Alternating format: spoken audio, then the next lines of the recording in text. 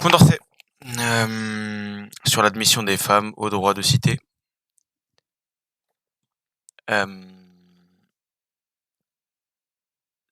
Introduction. Mathématicien, philosophe des Lumières et homme politique français, Nicolas de Condorcet a activement défendu la cause des femmes, notamment en se prononçant sur leur droit de vote. L'apparition en 1970 de son essai sur l'admission des femmes au droit de cité vise à convaincre de la nécessité pour les femmes d'exercer leurs droits politiques. Pour lui, l'inégalité des droits existant entre les sexes n'est pas naturelle, mais elle résulte de l'éducation et du contexte. Juste avant l'extrait en question, Condorcet rappelle une situation inique, I-N-I-Q-U-E. 12 millions de femmes sont exclues du droit de former les lois. Et inique, c'est qui manque gravement à l'équité, donc quelque chose de très injuste. Problématique. Comment Condorcet parvient-il à convaincre de l'égalité naturelle des droits entre les hommes et les femmes?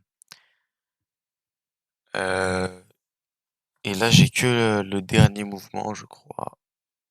L'un des derniers mouvements. De Or, les droits des hommes à dès lors abjuger les siens là. Donc c'est hommes et femmes ayant des qualités partagées, ils doivent bénéficier des mêmes droits. Et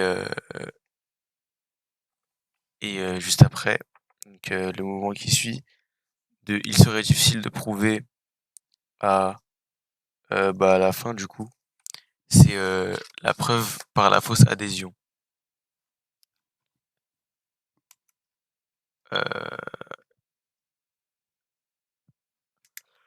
Conclusion, l'argumentation de Condorcet s'appuie sur un sens de l'observation.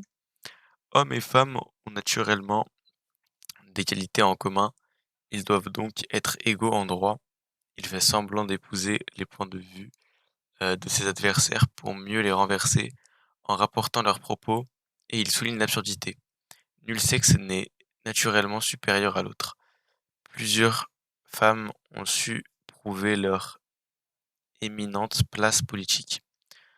En 1791, Olympe de Gouges ira dans le sens de Condorcet grâce à la rédaction de la Déclaration des droits de la femme et de la citoyenne, qui réclame l'égalité entre les hommes et les femmes.